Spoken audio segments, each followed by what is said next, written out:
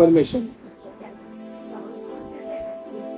जो भी चीज हम कंटिन्यूस रिपीट करते हैं हमारे अंदर, चाहे वो नाम हो, एक्शन हो, या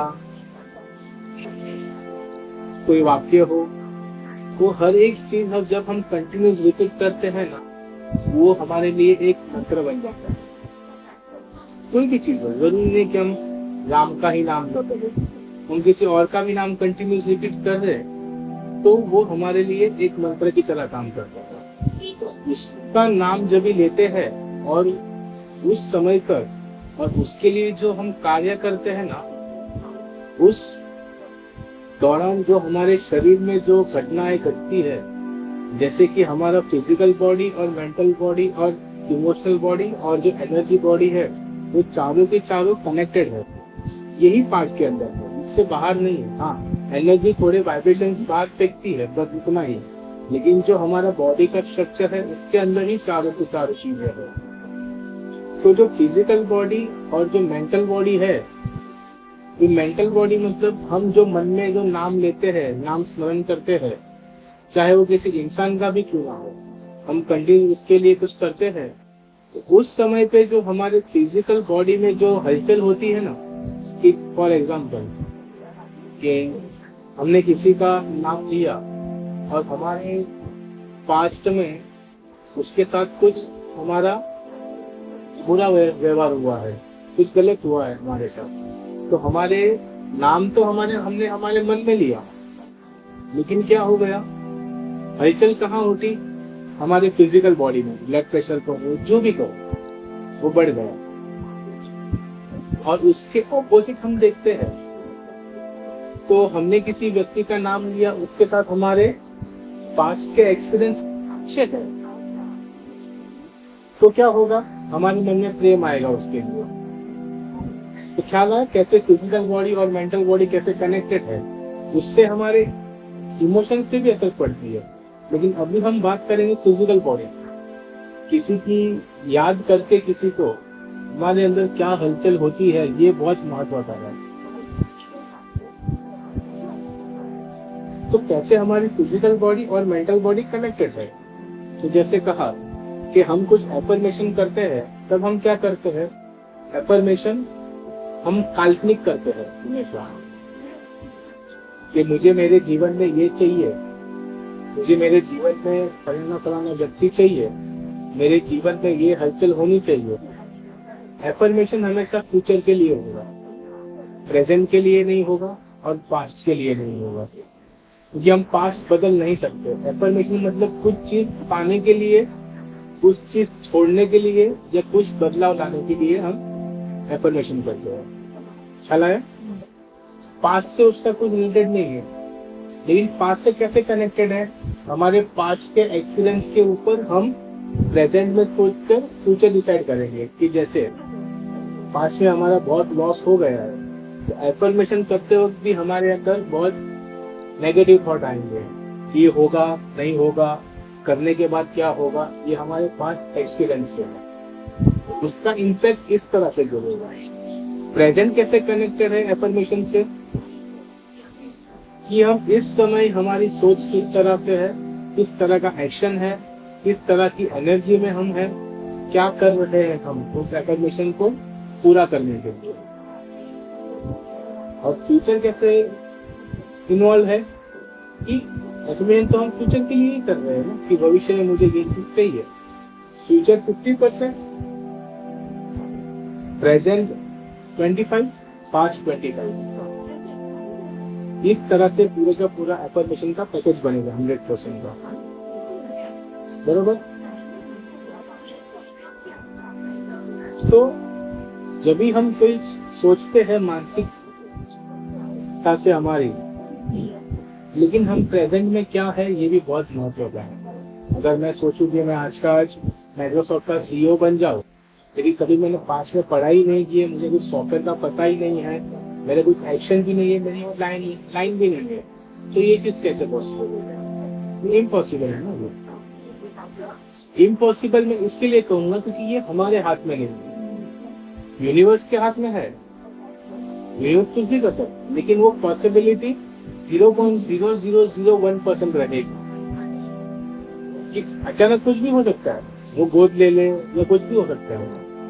तो वो पॉसिबिलिटी 0.001% है, ऐसा नहीं कि इम्पॉसिबल है। अभी जितने परसेंट आपके एफर्मेशन की पॉसिबिलिटी कम है, उतनी आपको मेहनत और लक ज्यादा चाहिए। कि जैसे 1% पॉसिबिलिटी है तो सामने आपको 99% मेहनत लगेगी, 99% लक लगेगा। मतलब 99% के पैकेज में लक भी उतना चाहिए, उतनी मेहनत भी चाहिए, उतनी तुम्हारे एफर्ट भी चाहिए। अगर पॉसिबिलिटी तुम्हारे 99% है तुम्हारे एफर्मेशन की कि मुझे कल यहाँ पे जाना है, तो कोई बड़ी बात नहीं है।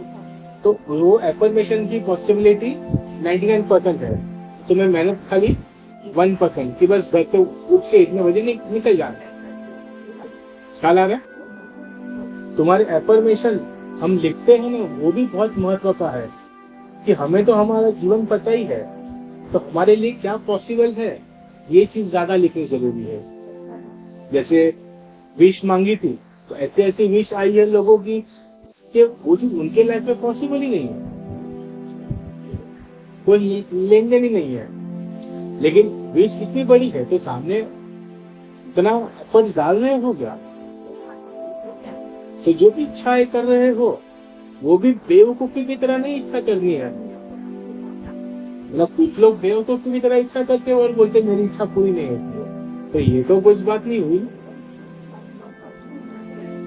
इच्छा भी हमारी समझ के मुताबिक ही होना चाहिए कि समझो आपकी कैपेसिटी महीने की 5 लाख कमाने की है, आप ये इच्छा करो कि नेक्स्ट मंथ मुझे सीधा 500 करोड़ मिले, तो वो पॉसिबिलिटी 1% है, तो 99% फिल अप हो जाता है। तो एफर्मेशन भी ऐसे करो कि 5 से 10 हो, 10 से 20 हो, 20 से 100 हो, 100 से फिर 500 हो जाओ ना। एफर्मेशन भी इस तरह से होना चाहिए, प्लानिंग के साथ होना चाहिए, विश्वास के साथ होना चाहिए, अंधविश्वास के साथ एफर्मेशन नहीं होना चाहिए। अभी जब भी हम एफर्मेशन, जब ये तो बोले कि एफर्मेशन किस तरह से होने चाहिए, चलो कैपेसिटी से 10-15% जो है इंक्रीमेंट, ठीक है, तो तुम्हें अपनी मेहनत कम करने को होगी, वरना क्या होगा, बड़ी मांग लोगे, पूरी नहीं होगी तो वापिस नेगेटिव डिप्रेशन में आ जाओगे। छोटी मांग लोगे, पूरी हो गई, उतना तुम्हारा आत्मविश्वास बढ़ता है हर एक चीज के अंदर। और जैसे जैसे आत्मविश्वास बढ़ेगा, सेल्फ कॉन्फिडेंस बढ़ता जाएगा, उतने ही जल्दी तुम तुम्हारे गोल की तरफ बढ़ते जाओगे। उसके बाद ये तो हो गया कि कॉन्सेप्ट पॉलिटिक्स का करना है। फिर आता है क्वांटिटी, कितनी क्वांटिटी का करना है। एक हो गया क्वालिटी, हो गया एक हो गया क्वांटिटी। कितनी क्वांटिटी में करना है, एक साथ 50 कर लोगे, तुम कंफ्यूज स्टेट पे रहोगे, देने वाला भी कंफ्यूज स्टेट पे रहेगा, तो फिर कैसे समझ में आएगा। जैसे कि हमेशा एग्जाम्पल में बोलता हूँ, एक बच्चा है, आप उसको बोलते हो कि चल तुझे मार्केट में तुझे जो चाहिए मैं लेके देती हूँ, आप लेके गए शॉप के ऊपर, उसको बच्चा बोलेगा कि मुझे ये चाहिए, आप बोलोगे ठीक है ले लो, फिर बोलेगा ये नहीं मुझे ये चाहिए, आप बोलेंगे ठीक है ले लो, फिर बोलेगा ये नहीं ये चाहिए। ऐसा 15-20 बार होगा, 50 बार भी हो जाएगा कि आप क्या बोलोगे। तो खुद भी कंफ्यूज है और मुझे भी कंफ्यूज कर रहा है। मुझे मैं लेके देती हूँ, लेकिन पहले डिसाइड तो कर ले। तो पहले एक चीज डिसाइड कर लेनी चाहिए कि मुझे यही चाहिए। जैसे आप अपने बच्चे को बोला ये हो गया क्वांटिटी कि भाई कितना चाहिए क्या, फिर आपने बोला कि मुझे जो चाहिए वो देती हूँ, और वो आपको रॉयल सर्च के शोरूम मिलेगा क्या, मटन के शोरूम में थोड़ी आप दोगे। मैंने क्या कहा, परसेंटेज भी उतना होना चाहिए, उतनी पॉसिबिलिटी, क्वालिटी। हाँ भाई कैपेसिटी इतने की है तो इसे थोड़ा ज्यादा मम्मी लेके देगी। दूसरा हो गया टाइमिंग, हो गया इसके अंदर आप कितने पेशेंस रख रहे हो। आज मांगा तो कल मिलना चाहिए, ये पॉसिबल कल दे भी देगा, लेकिन उसके लिए सामने फिर तुम्हारी अगर मेहनत नहीं है, तुम्हारा उसके लिए कुछ इनपुट नहीं है, वो दे भी देगा, ऐसा नहीं कि नहीं देता है यूनिवर्स। चलो दे भी दे तो सामने तुम्हें उतना भोग भी देना पड़ता है, या तो अब भी या तो फ्यूचर में सामने उतना भोग देना पड़ता है उसके लिए। अचानक उन्होंने बोला कि भाई मुझे मोदी बना दो, मतलब मुझे प्राइम मिनिस्टर बना दो, चलो बना भी दिया प्राइम मिनिस्टर कल ऑन द स्पॉट कल। तो फिर सामने भोग करना नहीं आता, उसका पत्थर भी गालियां भी खानी पड़ेगा, और बना भी उतनी मेहनत भी करनी पड़ती है मिलने के बाद भी, उतना भोग भी मांगता है यूनिवर्स। तो क्वालिटी, क्वांटिटी और टाइमिंग, ये 3 चीज भी एफर्मेशन में बहुत जरूरी है। वरना क्या होता है, कभी कोई मिलने वाला आता है और हमें तो ठीक है नहीं मिल रहा है, 1 महीना हो गया, काम नहीं हो रहा है, तो जाने दो। हम फिर सेकंड थॉट डाल देते यूनिवर्स में, सेकंड एफर्मेशन कि भाई जाने देना ही चाहिए। हो सकता है कि वो 3 दिन बाद मिलने वाला हो, कल आ रहे, फिर हमने क्या कमांड दे दिया कि भाई नहीं चाहिए, तो भाई चला गया। क्या हो अभी थर्ड चीज क्या है इसके अंदर कि एक हो गया कि क्या मांगना है, किस तरह से मांगना है, अभी कितना पॉजिटिवली मांगना है कि हम जो भी चीज मांग रहे हैं उसमें हमारा विश्वास कितना है उसके अंदर। अंधविश्वास में मांगोगे तो नहीं मिलेगा, विश्वास 100% चाहिए।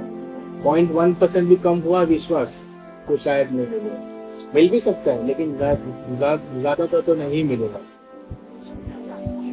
कि आपका विश्वास कितना है, आप हर एक चीज मांगते हो बराबर। अभी जो विश मांगी थी, जितने भी मेल है उन्होंने काम, पैसा, वो सब चीजें मांगी है। जितने भी फीमेल थी वो सब उन्होंने अपने लिए बहुत कम मंगाए, घर के लिए, मेरे घर में शांति रहे, मेरे घर में बरकत हो, बच्चे अच्छे हो जाए, उसके लिए बहुत कम मांगा है, मेरे घर वालों की हेल्थ अच्छी रहे। कितना फर्क पड़ जाता है सिर्फ मेल और फीमेल के थॉट के अंदर, क्योंकि मेल फोकस रहता है, फीमेल हर एक जगह पर फोकस रहता है इस पर। तो जो एफर्मेशन की बात कर रहे हैं वापिस, कि जिस तरह से हमें कितना विश्वास के साथ कितना पॉजिटिवली मांगना है उस चीज को। अगर एफर्मेशन में अगर एक भी गलती हो गई बोलने में, मतलब यहाँ पे वापिस शब्द महत्व का नहीं है कि आप क्या लिख रहे हो, क्या बोल रहे हो, आपके भाव किस तरह से। हेल्थ अच्छी होनी चाहिए, हेल्थ अच्छी, मैं इनको बोला सब हेल्थ के लिए बोल रहे हैं, वो हेल्थ के लिए मेहनत कौन कर रहा है? कोई नहीं कर रहा है। मेरे पास तो सब लोग आते हैं ना, मेहनत कोई नहीं करता, हेल्थ अच्छी होनी चाहिए। तो एक्शन में भी होना, मैं ये नहीं कहता कि आप 100% हो, आप थोड़ा बहुत तो दो इनपुट, वरना फिर वो चीज मांगो ही मत। जब इनपुट करना ही नहीं है, टाइम के हिसाब से अपनी मर्जी में कितना क्वांटिटी देना है, कितना क्वालिटी देना है, कितने टाइम के बाद देना, एफर्ट तो चाहिए हर एक चीज के अंदर।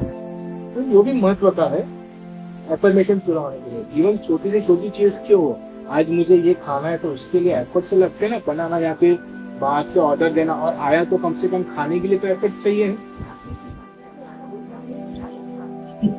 उसके लिए हम करते हैं। लेकिन जो मेन बड़ी चीज है लाइफ के लिए, उसके लिए कुछ नहीं करते हैं। और दूसरी चीज फिर क्या हो जाता है, देखिए जैसे मैंने कहा विश्वास कितना होना चाहिए, कितना पॉजिटिव रहना चाहिए। सवाल ये नहीं है कि आप आधे घंटे कितना पॉजिटिव हो, सवाल ये है कि बाकी क्या आप 23.5 घंटे कितने नेगेटिव हो। जो बाकी के 23.5 घंटे वो बहुत महत्वपूर्ण है। जैसे मांगने के टाइम पे तो हम मांग लेते हैं तो ना कि मैं ये करूंगा, कुछ वो करूंगा, आप दे दो मुझे। फिर मिलने के बाद क्या, मिलने के बाद का बर्तन भी बहुत जरूरी है, क्योंकि आज आपने इतना मांगा है और इतना मिल गया, तो इंसान की फितरत है कि वो उसके बाद दूसरा ज्यादा ही मांगेगा, फिर वो इतना मांगेगा। लेकिन वो इतना मिलने के बाद आपका बर्तन किस तरह से है, तो इसके लिए आप एलिजिबल होते हो। जो गैप है ना, इतने से इतने का गैप, वो गैप बहुत महत्व का है। अगर फाइनेंस की बात करते हैं तो आज आपने 5 लाख मांगा, नेक्स्ट टाइम आप 2 लाख तो नहीं मांगोगे, अब 10 लाख या 15 लाख ही मांगोगे, वो तो 5 करोड़ मांगोगे, जो भी एक्स्ट्रा ज्यादा मांगोगे। लेकिन वो 5 लाख मिलने के बाद आपका बर्तन किस तरह का है, उससे आपका नेक्स्ट अमाउंट या फिर नेक्स्ट जो एफर्मेशन है वो बहुत डिपेंड करता है इस चीज के ऊपर। इसको ग्रेटिट्यूड भी कह सकते हो, या नेचर अपने स्वभाव में परिवर्तन भी कह सकते हो मिलने के बाद। कोई कोई क्या होता है कि जो इतना मांगने के बाद खुश रहता है, दूसरों के लिए करता है, तो उसको इतना मिलता है। दूसरा एक एग्जाम्पल क्या है, इतना मिलने के बाद वो था वैसा ही वैसा है, तो उसको शायद वापिस 5 या फिर 4 या फिर 6 मिलेगा, कम भी मिल सकता है, थोड़ा बहुत ज्यादा भी, अभी इतना ही मिलेगा। कुछ लोग को इतना मिलने के बाद कुछ वैल्यू नहीं होती, तो उसको नेक्स्ट टाइम गारंटेड कम ही मिलेगा, ज्यादा नहीं मिलेगा। तो क्योंकि जो यूनिवर्स देता है तो ऐसे ही नहीं देता है, वो पूरा कैलकुलेशन होता है, उसके अंदर गणित होता है। आपके कर्म आते हैं, आपका वर्तन आता है, आपके आसपास की एनर्जी, आपके थॉट प्रोसेस, हर एक चीज मिलके यूनिवर्स आपको हर एक चीज देता है। चाहे वो आपका जीवन हो, चाहे खाना हो, चाहे आपके इमोशंस हो, चाहे आपकी प्रसिद्धि क्यों ना हो, वो आपके जो पास्ट है उसके ऊपर ही डिपेंडेंट है हर एक चीज। पास्ट और प्रेजेंट दोनों को मिलाकर, फ्यूचर की बात नहीं करेंगे। फ्यूचर की जो हमें मिलेगा उसके बाद जो हमारा वर्तन होगा वो फ्यूचर की बात करेंगे, लेकिन पास्ट और प्रेजेंट मिला के ही आपके एफर्मेशन इतने पूरे होंगे, इस तरह से पूरे होंगे। और एक बात, तो चलो अभी हमारी समझ के गई कि हमें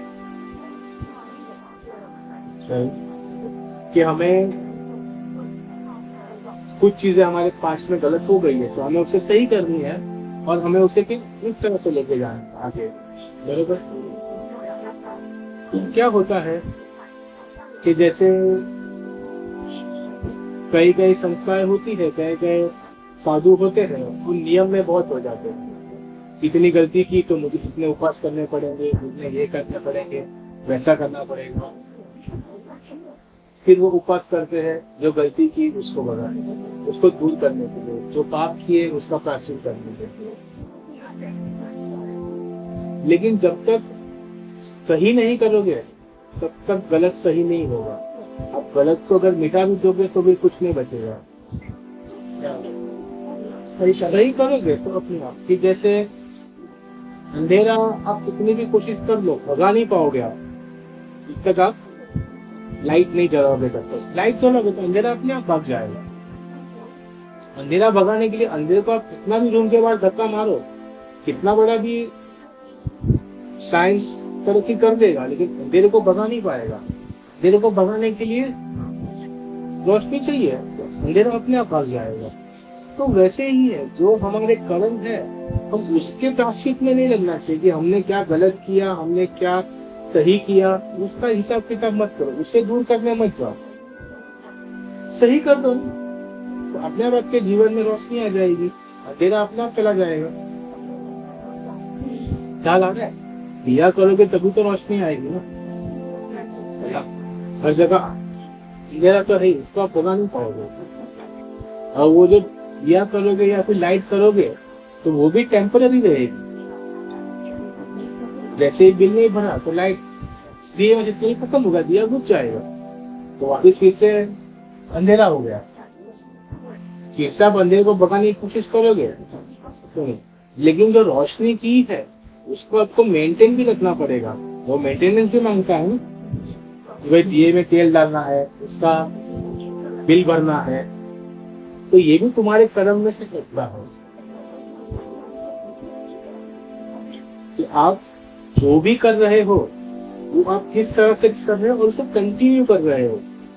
जैसे ही आपने अच्छा करना बंद कर दिया तो वापस अंधेरा, वापस पुराने कर्म।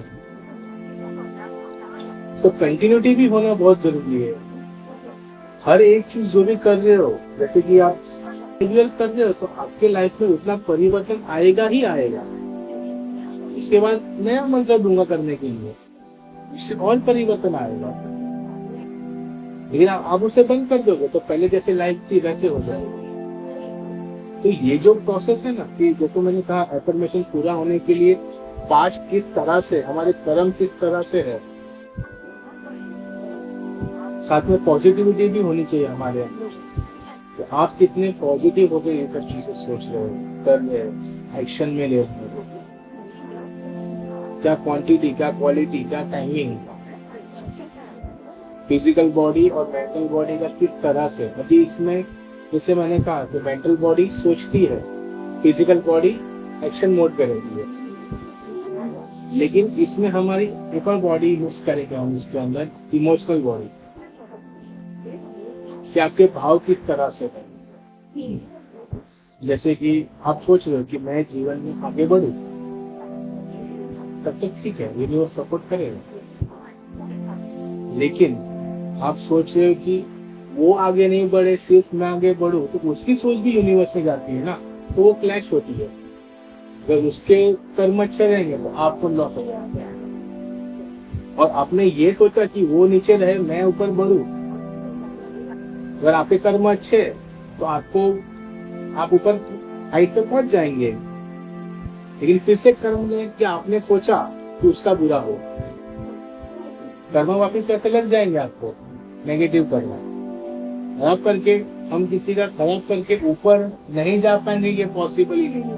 इसकी दुनिया में यही हो रहा है और सब यही कर रहे हैं और सब आगे भी बढ़ रहे हैं।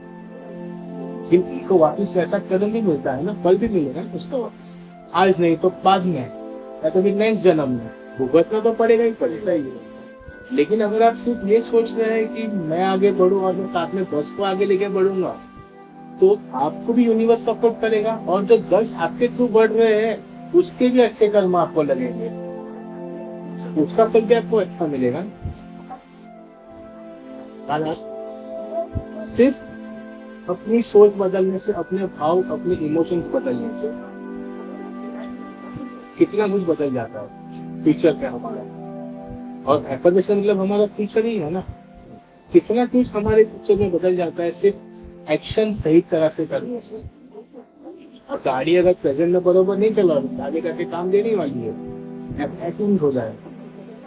ये आप सही से कर रहे हो, सही से मेंटेन कर रहे हो, हर एक चीज सही अच्छी लगा रहे हो, उसके अंदर ध्यान रख रहे हो, तो गाड़ी परफेक्ट चलेगी। हम देखते हैं कि भाई नई गाड़ी भी 2 साल में किसी की खराब हो गई, उसकी मेंटेन नहीं करता, तो लोग 20-30 साल से एक ही गाड़ी चला रहे हैं मेंटेन करके। क्यों ऐसा? हम गाड़ी में इतना कुछ कर रहे हैं, तो हमारे जीवन में हम क्या कर रहे हैं मेंटेन करने के लिए? हमारा जीवन किस तरह से है, हमारे पास्ट किस तरह से डिपेंड करता है हमारे एफर्मेशन को लेकर।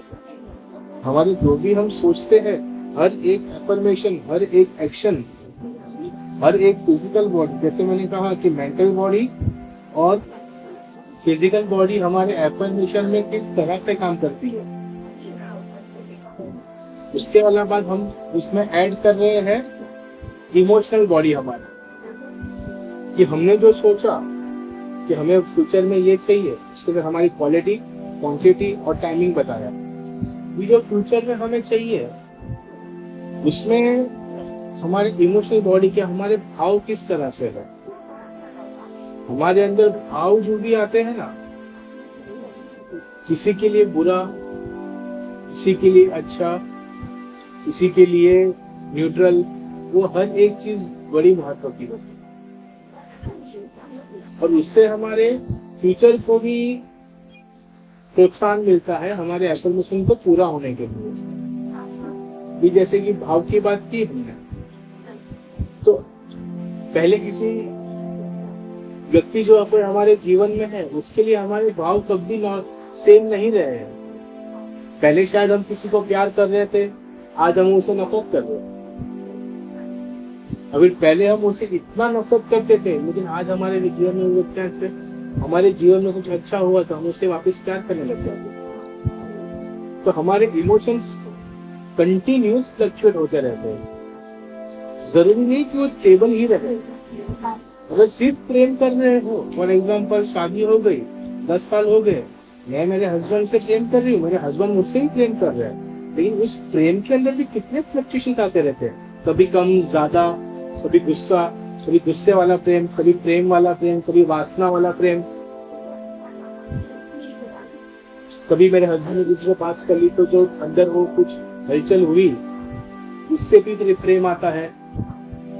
प्रेम एक ऐसा इमोशन है ना जो हर एक इमोशन के साथ में मिक्स होके आता है। एक ऐसा इमोशन है ना जो हर, जैसे गुस्सा है तो गुस्सा कोई इमोशन से मिक्स होके नहीं आएगा, लेकिन प्रेम, गुस्से में भी प्रेम आता है, वासना में भी प्रेम आता है, दुख में भी प्रेम आता है, ईर्ष्या में से भी प्रेम आता है कि मेरा हस्बैंड से बात करी, मुझे ईर्ष्या हो रही, इससे भी प्रेम आता है। प्रेम ही एक ऐसा है जो हर एक इमोशन के साथ में मिक्स होते आता है। लेकिन जिस समय पे प्रेम कोई इमोशन के साथ में मिक्स नहीं हुआ ना, 100% प्योर, तो उसे हम डिवाइन लव कहते हैं। उसे हम डिवाइन लव कहते हैं। तो वही है कि हमारे जो भी इमोशन है उनके फ्लक्चुएशन मोड पर रहते हैं। तो जब भी हम एफर्मेशन करते हैं कि मुझे फ्यूचर में ये चाहिए, कुछ इच्छा करते हैं, तो हमारा मन, हमारा फिजिकल बॉडी और हमारा इमोशनल बॉडी जितना स्टेबल होगा ना, उतना हमारे फ्यूचर में वो इच्छा पूरी होने में हमें सहायता मिलती है। हमारे इमोशन बहुत स्टेबल होने चाहिए। दुख में हम कुछ मांगते हैं तो हम अपने लिए या किसी और के लिए बुरा ही मांगेंगे, खुशी में मांगेंगे तो अच्छा ही होगा। ये फ्लक्चुएशन है ना इमोशन के अंदर। हमारे फ्यूचर की जो भी इच्छा है उसके लिए कितना फ्लक्चुएशन आ जाता है। तो उसके बाद हमारी एक और बॉडी मिक्स होती है, इमोशनल बॉडी है जो, वो तो मिक्स हो गई। हमारे जो एफर्मेशन है, हमें क्या मांगना है फ्यूचर में हमारे जीवन में, तो पहले बताया किस तरह मांगना है, किस क्वांटिटी में, किस क्वालिटी में, ताकि वो पूरा हो। अभी इसमें हमारी 3 बॉडी तो हमने मिक्स कर दी, फिजिकल, मेंटल और इमोशनल। अभी जा रहे हैं हम उसके अंदर हमारी एनर्जी बॉडी मिक्स कर देंगे, स्पिरिचुअल बॉडी कह सकते हो, एनर्जी वाली बॉडी कह सकते हो। जो हमारा ऑरा है, हमारे चक्रा है, वो किस तरह से बैलेंस होने चाहिए कुछ भी चीज मांगने के लिए। क्योंकि हम हमेशा हर एक चीज मांगते ही रहते हैं, चाहे अपनों से, चाहे अपने से, चाहे यूनिवर्स से। एक भी चीज ऐसी नहीं है, एक भी क्षण ऐसा नहीं होता है कि हम मांगते नहीं। कुदरत को कम कंटिन्यू है, तो श्वास तो मांगते ही है, श्वास हमारा। हम कुछ हमेशा लेते हैं, कुछ देते हैं, यही प्रोसेस हमारा आज जीवन चलता रहता है। क्योंकि तो हम श्वास लिया, ऑक्सीजन लिया, CO2 लिया, कुछ क्षण के लिए चलो हमने 1 मिनट के लिए श्वास बंद भी कर दिया, लेकिन उस समय पे हमारी विचारधाराएं काम करती रहती है कि अभी क्या, किस तरह से एनर्जी आ रही है, एनर्जी जा रही है माइंड में, ब्रेन में। तो हमारी जो एनर्जी बॉडी है वो भी बहुत बड़ी ही महत्व होती है। ये 3 चीज तो चलो फिजिकल हो गई, फिजिकल बॉडी, फिजिकल है, मेंटल बॉडी माइंड है, इमोशनल बॉडी हमारे अंदर के केमिकल्स है। लेकिन जो एनर्जी है उसका जो दायरा है वो सिर्फ ये बॉडी के अंदर सीमित नहीं है, वो इसके बाहर भी है, यूनिवर्स से कनेक्टेड है।